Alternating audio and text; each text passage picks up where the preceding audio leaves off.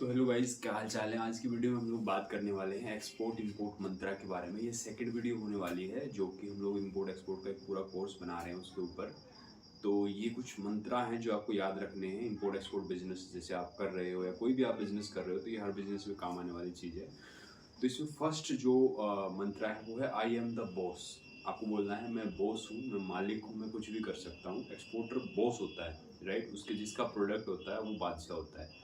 जैसे वो झुकेगा नहीं साला बोलता है ना कि जब प्रोडक्ट अपने पास है तो दिल्ली से लोग, इधर से लोग लाइन लगा के अपने पास से जो है माल लेंगे। तो that is the thing, you have to take that mindset कि आप बॉस हो, आप मालिक हो, आप जो चाहो वो कर सकते हो। जो प्राइसिंग में आप चाहो वो उस प्राइसिंग में आप जितना मार्जिन आप ऐड करना चाहो उतना मार्जिन आप ऐड कर सकते हो, है ना। आप चाहो तो प्रोडक्ट को उधारी में बेच सकते हो, आप चाहो तो प्रोडक्ट को एडवांस पेमेंट में बेच सकते हो, आप चाहो तो प्रोडक्ट को एलसी की पेमेंट में बेच सकते हो। एलसी की पेमेंट टर्म्स होती है एक्सपोर्ट के अंदर, तो आप उसके अंदर भी आप अपने प्रोडक्ट को सेल कर सकते हो। तो I am the boss, that is the first statement. आप जो चाहो वो कर सकते हो। आप बोलो मैं विदेश में कंपनी खोलना चाहता हूँ, आप खोल सकते हो, आप बॉस हो, कोई दिक्कत नहीं है। आप बोलो आप ओवर इन्वेस्टिंग करना चाहते हो या फिर अंडर इन्वेस्टिंग करना चाहते हो। बहुत सारे लोग जो इंपोर्ट करते हैं अंडर इन्वेस्टिंग करते हैं, that is the common rule. उसकी वजह से गवर्नमेंट अपने रेगुलेशंस भी चेंज करती रहती है। आप बहुत आप कर सकते हो, बट ये इलीगल वर्क है। I don't promote illegal work, right. इसके अंदर आपको जेल हो सकती है, तो इसके अंदर आपको सावधान रहने की जरूरत है। जो नेक्स्ट इसका मंत्रा है, I can do anything which is feasible and profitable. कहने का मतलब है कि कोई भी चीज जो मैं करूंगा, करने को तो आप कुछ भी कर सकते हो। आप भाई, कुछ लोग कहेंगे भैया मैं तो चील का मुंह बेचूंगा, तो करने को कुछ भी कर सकते हो। कहने का मतलब ये है I can do anything which is feasible and profitable. जो फिजिबल होगा यानी कि जो चीज हो सकती है वो, और जो प्रॉफिटेबल होगी, जो मेरे को प्रॉफिट कमा के दे, वो चीज मैं करूंगा। तो ये आपको सेकंड मंत्रा लिखना है। जैसे मान लो, आपको एग्जांपल देते हैं, जैसे मान लो आप दिल्ली से हो या हरियाणा से हो, आपको सिरामिक टाइल एक्सपोर्ट करनी है। सिरामिक टाइल होती है मोरबी में, गुजरात में। या फिर मान लो आपको सूरत के डायमंड एक्सपोर्ट करने हैं, ठीक है।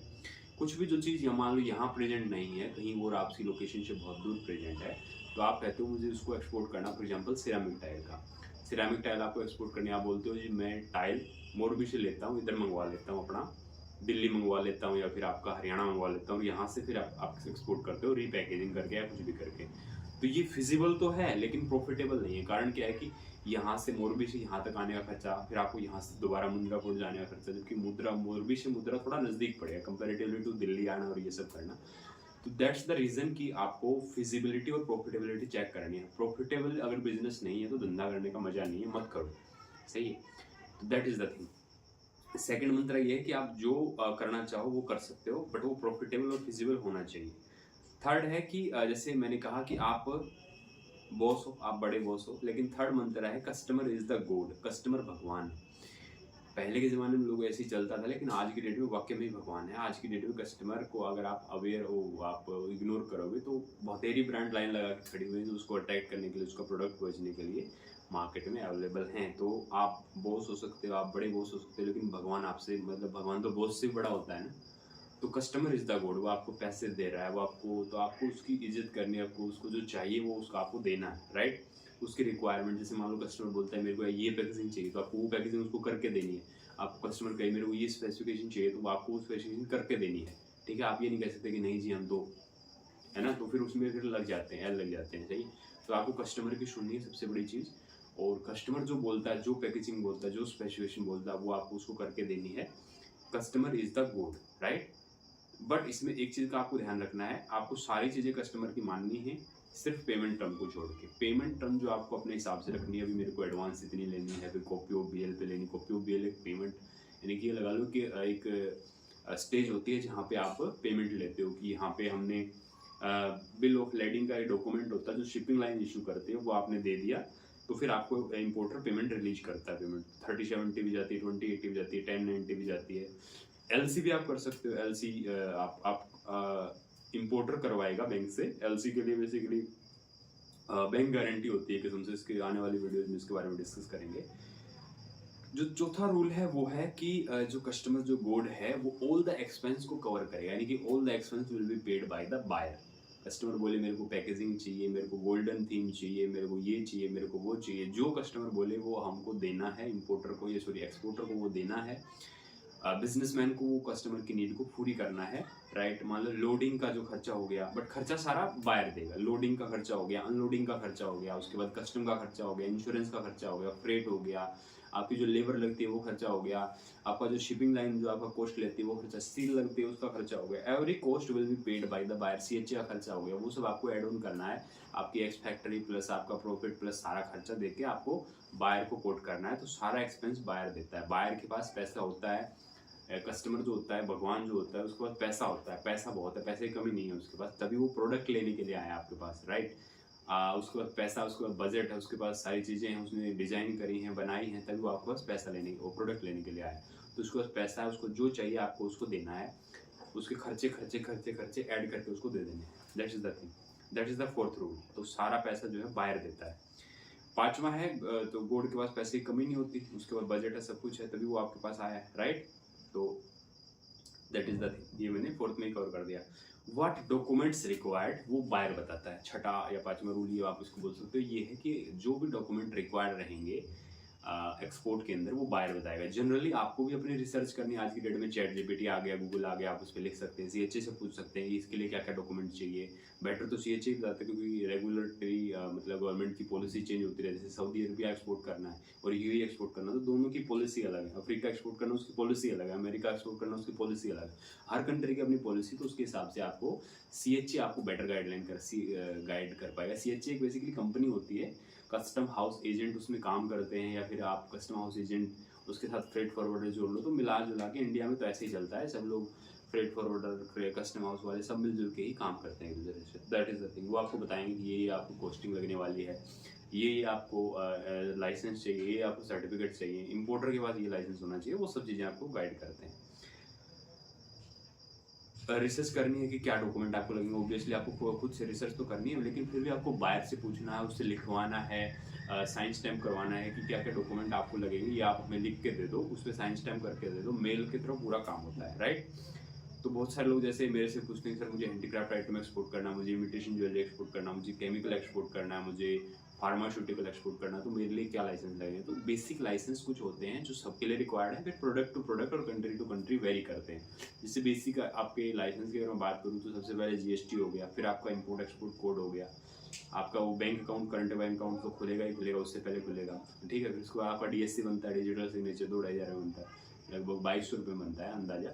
उसके बाद आपका एडी कोड जो डीजीएफटी की वेबसाइट पर रजिस्टर होता है, आइस गेट की वेबसाइट पे। उसके बाद आपका अपेडा का आरसीएमसी वैसे आपको एग्रीकल्चर प्रोडक्ट को एक्सपोर्ट करना है, तो फसाई आपका फूड प्रोडक्ट को एक्सपोर्ट करना है, तो ये सारे आपको बेसिक डॉक्यूमेंट आपको लगते हैं। जेम्स एंड ज्वेलरी आपको एक्सपोर्ट करना, तो जी एक्सपोर्ट प्रमोशन काउंसिल है, उसके लिए अलग काउंसिल है। तो ये एक्सपोर्ट प्रमोशन काउंसिल बनाई गवर्नमेंट की बॉडी, आपको इनकी 5,000-7,000 फीस देनी, इनके मेंबर बनना, ये आपको हेल्प करेंगे, एग्जीबिशन में ले जाएंगे, जो भी एक्सपोर्ट इंपोर्ट में हेल्प करते हैं वो लगते हैं। तो बेसिक डॉक्यूमेंट ये आपको लगेंगे। उसके अलावा जैसे टेस्टिंग रिपोर्ट हो गया, सर्टिफिकेट ऑफ ओरिजिन हो गया, ये कुछ बेसिक डॉक्यूमेंट है जो हर चीज़ में लगते हैं। फाइटोसैनिटरी सर्टिफिकेट हो गया, कई बार लगता है। तो अब नेक्स्ट जो रूल हम लोग एक्सपोर्ट इंपोर्ट मंत्रा की हम लोग बात कर रहे हैं, तो नेक्स्ट जो मंत्रा आता है वो है 99% जो एक्सपोर्ट बिजनेस है वो सेफ है और 1% रिस्क है। 99% बिजनेस सेफ क्यों है? जैसे डोमेस्टिक में हम लोग धंधा करते हैं, डोमेस्टिक में क्या होता है कि जैसे मान लो मैं फैक्ट्री में अगर कोई माल दे रहा हूँ, तो मुझे 1 महीना 2 महीना या फिर 3 महीने की भी उधारी चलती है मार्केट में। जो आप लोग अगर धंधा कर रहे हैं तो आपको पता है, मैंने किया है, मुझे पता है। लेकिन एक्सपोर्ट में क्या है कि आप एडवांस पेमेंट में माल या फिर तो बिजनेस करोगे, या तो फिर आप जो है एलसी पे काम करोगे। एलसी भी एक किस्म से बैंक गारंटी होती है, तो उसके अंदर भी आपको कोई दिक्कत नहीं है, रिस्क नहीं है। That is the thing, safe है पेमेंट आपकी। लेकिन डोमेस्टिक में क्या है कि पेमेंट मरती है, कंपनी बंद हो गई, या फिर इम्पोर्ट, या फिर जो आप जिसने आपने माल खरीदा वही वो बिजनेस बंद करके चला गया, तो पेमेंट आपकी मर जाती है। लेकिन ये वाला बिजनेस पूरे तरीके से सेफ है, क्योंकि इसके अंदर गवर्नमेंट भी आती है, बहुत सारी बॉडीज आती है। एक आपका ईसीजीसी करके एक इंश्योरेंस एजेंसी है गवर्नमेंट की, उसका आप इंश्योरेंस ले सकते हो कि अगर आपका पैसा वाकई मर गया तो 95% तक वो आपको कवरेज दे देते हैं। तो दैट इज द थिंग। 1% इसमें भी रिस्क है। 1% रिस्क हर जगह होता है। जैसे मान लो आप कहीं हो, खड़े हो, एक्सीडेंट हो गया, गाड़ी चल रही है, कुछ हो गया, ट्रेन जा रही है, ट्रेन पलट गई, हवाई जहाज पलट गया, तो वो 1% रिस्क हर जगह है, यहाँ पे भी है। लेकिन डिपेंड करेगा कि आप मतलब आपका माइंड सेट क्या है ना, डिपेंड करेगा ना आपका माइंड सेट क्या है। जैसे मान लो आपको सक्सेसफुल बिजनेसमैन बनना है, सक्सेसफुल एक्सपोर्टर बनना है, तो आपको इस 1% की तरफ देखना है, 99% जो सेफ बिजनेस उसकी तरफ देखना है, राइट। 1% जो रिस्क है उसको भी कम किया जा सकता है। अगर आपको नॉलेज है, आप मेरी वीडियोस देखते हो तो आप उसको भी कम कर सकते हो, कोई दिक्कत नहीं है। तो जैसे मान लो 1% रिस्क है, ऐसे मान लो कार्गो डूब गया, अब उसमें मान लो इंश्योरेंस कंपनी आपको पैसा तो दे देगी, लेकिन आपने इंश्योरेंस ही नहीं लिया तो 1% वो रिस्क हो गया, है ना। उसके बाद वार हो गया, उसके बाद जैसे वो रेड सी ब्लॉक हो गया, ये हो गया, वो हो गया, तो 1% रिस्क हर जगह है। मान लो आपका कार्गो, आपने कार्गो भेजा, वो गुड्स अच्छी क्वालिटी का नहीं निकला, मान लो आपने मैन्युफैक्चरर से लिया था, मैन्युफैक्चरर ने आपको गलत प्रोडक्ट दे दिया, तो आपकी तो गलती आप वहाँ मानी जाएगी ना। तो आपको सोर्सिंग भी बेस्ट करनी है। तो 1% रिस्क हर जगह है, but you have to manage, you have to learn about that to become a successful businessman और इम्पोर्टर। यहाँ पे जैसे आप शादी का एग्जाम्पल ले लो, आप शादी करते हो तो डाइवोर्स भी होते हैं ना, तो 1% रिस्क वहाँ पे भी है। मतलब 99% नहीं होते, लेकिन 1% तो होते ही है। अब जैसे बच्चे हो गए, खर्चे हो गए, सब कुछ हो गया, खर्चे झगड़े ये सब चलता ही रहता है। तो आप डिसाइड कीजिए कि आपको शादी करनी है कि नहीं करनी, that is the important point. तो ये है, नेगेटिव भी है और पॉजिटिव भी है, तो आपको डिपेंड करना है कि आपको देखना क्या है। 8वां मंत्र वही है, बी पॉजिटिव और बी हैप्पी। आप पॉजिटिव रहोगे और तो आपको मतलब दिल को भी शांति रहेगी, खुशी मिलेगी आपको। और उससे क्या है कि पॉजिटिव का मतलब एक और है, इसमें ऐसा नहीं कि आप फर्स्ट डे मार्केट में, आप फर्स्ट डे आप ये भाई 1 करोड़ का ऑर्डर, 2 करोड़ का ऑर्डर, फटाक फटाक, है ना। ऐसा नहीं होता, टाइम लगता है। आप मार्केटिंग, आप अपना पहले कंपनी सेटअप करोगे, उसके बाद मार्केटिंग करोगे, ब्रांडिंग करोगे, ईमेल मार्केटिंग, कोल्ड कॉलिंग, सब कुछ आप करोगे, तब जाके आपको बायर रिस्पॉन्स करेगा, फिर वो 100 में से एक आपको हाँ भरेगा, ऐसे करके मतलब रेशो चलता रहता है। तो ये पार्ट ऑफ बिजनेस है, आपको इसमें हेडेक नहीं लेनी, बी हैप्पी, काम हो जाएगा, काम करने से होता है, हमारा हुआ सबका हो रहा है। तो export import business between 2 people, नोवा जो इसका मंत्रा है, इम्पोर्ट एक्सपोर्ट मंत्रा, जो वीडियो का पूरी सीरीज है कि इम्पोर्ट एक्सपोर्ट मंत्रा, यही हम लोग बताएंगे इस वीडियो में। तो नोवा जो मंत्र है वो ये है कि इम्पोर्ट एक्सपोर्ट बिजनेस 2 लोगों के बीच होता है, एक तो बायर, एक सप्लायर। मियाँ बीवी राजी तो क्या करेगा काजी, है ना। तो दैट इज द थिंग। अगर आप मियाँ बीवी दोनों पेमेंट टर्म्स में राजी हैं, दोनों प्रोडक्ट में राजी हैं, तो तीसरे बंदे की जरूरत ही नहीं है, राइट। तो ये वाली बात रहती है। बाकी उसमें 1% आपका सक्सेस रेट, जैसे आप 100 बायर से बात करोगे 1% आपका सक्सेस रहेगा, है ना। ये सब चीज़ें निकल के आती हैं। बट उसमें भी एक चीज़ ये भी है ना कि जैसे मान लो आप फॉर एग्जाम्पल 50 लाख का कंटेनर, जैसे राइस का कंटेनर आप भरते हो तो 50 लाख के आसपास का बैठ जाता है, ठीक है। 50 लाख का आपने कंटेनर भरा, आपका अगर मरीज हमारा 10% भी मार लें तो 5 लाख रुपये आप घर लेके चले गए। कोई ऐसा धंधा नहीं है जिसमें 5 लाख रुपये एक बार में आ जाए।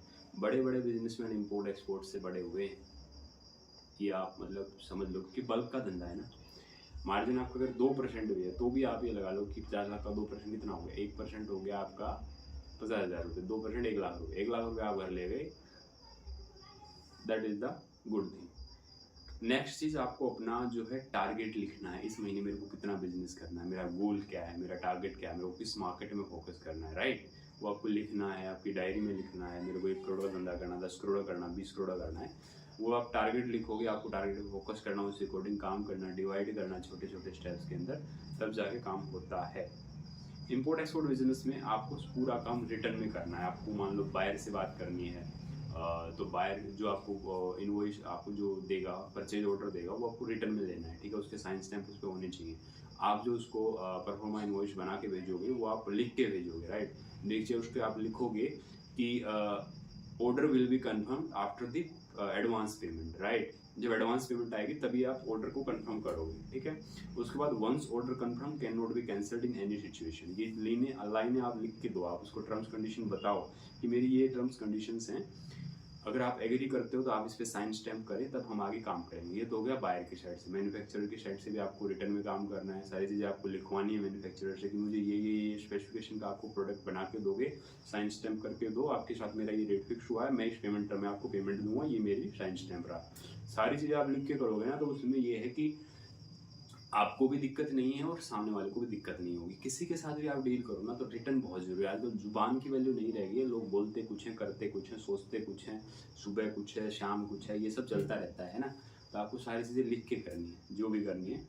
एक्सपोर्ट इम्पोर्ट एक्सपोर्ट में क्या क्वालिटी चाहिए, ये बायर बताता है। ये एक 12वां मंत्र है। लोगों को कई बार डाउट आ सकता है कि कौन सी क्वालिटी एक्सपोर्ट होती है, ये होता है वो होता है। एक्सपोर्ट जैसे मार्केट में आओगे, जैसे मान लो बासमती राइस, आप एक्सपोर्ट कर रहे हो तो उसकी एक ग्रेड होती है, क्वालिटी होती है, मॉइस्चर होता है उसके अंदर, क्या क्या कंटेंट होते हैं उसके अंदर, वो सारी चीज़ें लिखी होती हैं, लिस्ट होती है, वो सब बायर बताता है कि मेरे को ये चाहिए, ये पैकेजिंग चाहिए, ये वो चाहिए, वो चाहिए, वो चाहिए, फलाना ढिमकाना जो भी है, उसके अकॉर्डिंग आपको मैन्युफैक्चरर से बात करना है, फिर आपको मैन्युफैक्चरर अपने रेट देगा, तो उस अकॉर्डिंग जो है सारी की सारी क्वालिटी आपको बायर बताता है,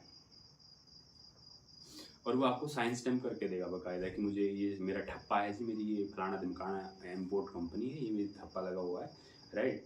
तो ये आप क्वालिटी डिलीवर करनी है। जो 13वां जो इसमें मंत्र है वो बहुत जरूरी है, all work will be delayed, मतलब आप मान के चलो कि सारे काम जिस टाइम पे आपको बोले गए हैं उस टाइम पे वो जनरली होते नहीं है। जैसे मान लो मैन्युफैक्चरर ने बोला कि 15 तारीख को माल रेडी हो जाएगा, वो 16-17 भी हो सकता है। शिपिंग लाइन ने बोला कि इस तारीख को आपको कंटेनर मिल जाएगा, वो 1 घंटे 2 घंटे लेट भी हो सकता है। तो आपको सारे काम एडवांस में करके चलने हैं ताकि डिले ना हो। डिले होता है तो घबराने की जरूरत नहीं है, सिर्फ आपको खर्चा देगा और कुछ नहीं लगेगा। सबसे इम्पोर्टेंट बात क्या है कि आपको पैसे देने पड़ेंगे अगर आपने कोई डिले किया, आपका कोई मतलब every mistake has a cost. ये आप गोल्डन स्टेटमेंट आप इसमें बना के चलो कि जो भी आपका मिस्टेक आप करते हो तो उसके लिए आपको कॉस्टिंग देनी पड़ेगी। अगला आपका जो डाउट है, जो 14वां डाउट है, वो ये आ सकता है कि बायर मुझे एडवांस में पेमेंट क्यों देगा। देखिए यहाँ पे दो चीज़ें, जैसे मान लो मैं बायर हूँ, मेरे को प्रोडक्ट चाहिए, फॉर एग्जांपल मेरे को कोई एग्जांपल मान लो मेरे को बिरयानी खानी, तो मैं उसको मान लो एडवांस या कैश टू कैश डिलीवरी मान लो, मैं उसको पेमेंट दूंगा, वो मुझे बिरयानी देगा, मैं खा लूँगा, मेरे पेट में भूख लगी है तो मेरे को खाना है कुछ, तो for example right, veg biryani या नॉन, कुछ भी मान लो, कोई भी बायर है उसको वो प्रोडक्ट चाहिए, चाहिए ही चाहिए, तभी वो मतलब बायर है ना। जो बायर ही नहीं, बायर है तो उसको प्रोडक्ट चाहिए, तो प्रोडक्ट चाहिए तो उसको पेमेंट देना पड़ेगा, वो आपको देगा किसी और को देगा, वो बायर डिसाइड करेगा। उसके लिए आपको अपनी मार्केटिंग बढ़िया करनी, अपनी ब्रांडिंग बढ़िया करनी, अपनी डिजाइनिंग, आपकी फॉलोअप टीम बहुत बढ़िया होनी चाहिए, है ना। फॉलोअप बहुत बड़ा गेम हो जाता है। तो that is the thing, buyer को तो पैसा देना ही है। आप अपनी मार्केटिंग अच्छी करोगे तो बायर आपको पैसा देगा, कोई और अच्छी कर जाएगा तो उसको दे देगा। नेक्स्ट 15वां क्वेश्चन, जो 15वां मंत्र है बेसिकली, बायर जेन्युइन है कि नहीं है, ये मतलब कैसे पता चलेगा, बहुत सारे लोग क्वेश्चन पूछते हैं। तो ये मंत्र है एक किस्म से, आप लिख लो इम्पोर्ट एक्सपोर्ट या किसी भी बिजनेस में, जिस पेमेंट टर्म्स में मैं हूँ, मान लो मैं एक्सपोर्टर हूँ, जिस पेमेंट टर्म में मैं एक्सपोर्ट करना चाहता हूँ, अगर इम्पोर्टर जो बायर है उस पेमेंट टर्म में एग्री करता है तो वो जेन्युइन बायर, भले वो फ्रॉड करके भागा है, कुछ भी है, चोर है, उचक्का है, मेरी पेमेंट टर्म में मेरे को वो अपना, मेरी पेमेंट टर्म में मेरे को पेमेंट दे रहा है, तो खत्म बात, राइट। तो मतलब बायर की वेरिफिकेशन करो, ये करो, वो करो, मेरी पेमेंट टर्म में माल दे रहा है तो वेरिफिकेशन करने की जरूरत ही नहीं है। अपने को सेफ पेमेंट टर्म में धंधा करना है, राइट।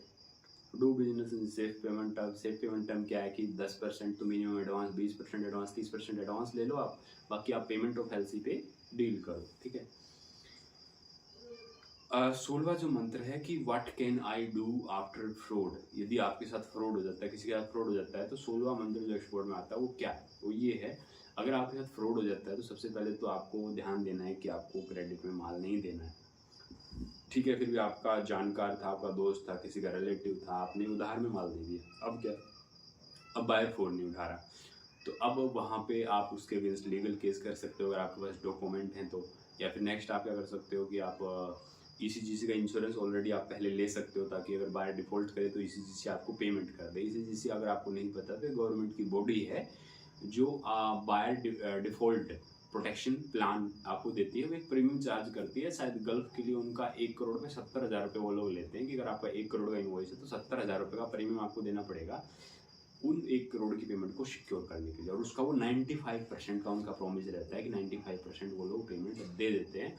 बाकी वो डिपेंड करता है कि मतलब देते नहीं देते। हमारे साथ ऐसा मतलब ईसीजीसी वाला मैटर पर्सनली नहीं हुआ, लेकिन सुनने में आया कि दे देते हैं। जैसे बड़ी बड़ी ब्रांड हो, जैसे आप ये आप नाम ब्रांड का नाम लेना ठीक नहीं है, कहने का मतलब है कि पेमेंट दे देते हैं, आप ईसीजीसी का प्रोटेक्शन ले सकते हो, that is the thing. Next आपको इंटरनेशनल कोर्ट में आप केस कर सकते हो, पर उसके लिए आपको वकील करना पड़ेगा, खर्चे लगेंगे। अभी आजकल तो मतलब बहुत सारे लोग इधर इंडिया में फ्रॉड करके उधर दुबई में रह रहे हैं, तो दैट इज़ द थिंग। ये आपको थोड़ा केयरफुल रहने की भी ज़रूरत है, बट हो जाता है, कोई दिक्कत नहीं है, मतलब आपको प्रोटेक्ट करना अपने आप को। नेक्स्ट चीज़ जो आपको आती है वो आपको आती है आपकी ब्रांडिंग, आपकी मार्केटिंग, आपकी फॉलोअप, आपकी ईमेल मार्केटिंग, आपकी कॉलिंग, आपकी फॉलोअप, आपको बायर से मिलने जाते हो नहीं मिलने जाते हो, that is the important thing. क्योंकि आप पर्सनली उससे मिलने जाओगे तो आपके रिलेशन बिल्डअप होंगे। तो ये कुछ मंत्राज हैं बिजनेस के जो आपको फॉलो करने चाहिए, जिसको आप फॉलो करते हो तो आप मतलब सक्सेसफुल एक्सपोर्टर या इंपोर्टर या जो भी बिजनेसमैन आप करना चाहते हो आप कर सकते हो, कोई दिक्कत नहीं है। बाकी आने वाली वीडियोस में और भी आपको वीडियोस आएंगे, लगभग 150 प्लस की एक वीडियो सीरीज होगी। तो आप इस चैनल को सब्सक्राइब करें, वीडियो को शेयर करें। पूरा पूरा कोर्स फ्री है, जो हमें आता है वो हम आपको फ्री में सिखा देंगे, कोई दिक्कत नहीं है। और हमारे पास वर्ल्ड की बेस्ट नॉलेज अवेलेबल है, क्योंकि काफ़ी टाइम से मैं डोमेस्टिक बिजनेस भी कर रहा हूँ, उसके बाद इंटरनेशनल मैंने ई कॉमर्स भी ट्राई किया था। तो मैं मल्टीपल बिजनेस कर चुका हूँ, मल्टीपल बिजनेस फेल भी कर चुका हूँ। अभी मेरा इंपोर्ट एक्सपोर्ट बिजनेस सही चल रहा है, बढ़िया चल रहा है। तो वही चीज़ें आपको सिखा दे रहे हैं प्रैक्टिकल। आपको आने वाली वीडियोज़ में और भी सिखाएंगे कि कंटेनर क्या है, उसके साइज़ क्या है। फिर आप ECGC के भी मतलब आपको व्लॉग्स की फॉर्मेट में पूरा दिखाएंगे, APMC मंडी दिखाएंगे, उसका पैकेजिंग कैसे होती है वो दिखाएंगे अपनी आने वाले वीडियोज़ के अंदर। तो आप चैनल को लाइक शेयर सब्सक्राइब करें, और जो एक्सपोर्टर बनना चाहता है आप उसको ये वीडियो शेयर कर सकते हैं। तो टुडे आज के लिए इतना ही। जय हिंद, जय भारत, और thank you so much. Video देखने के लिए आपका बहुत बहुत धन्यवाद।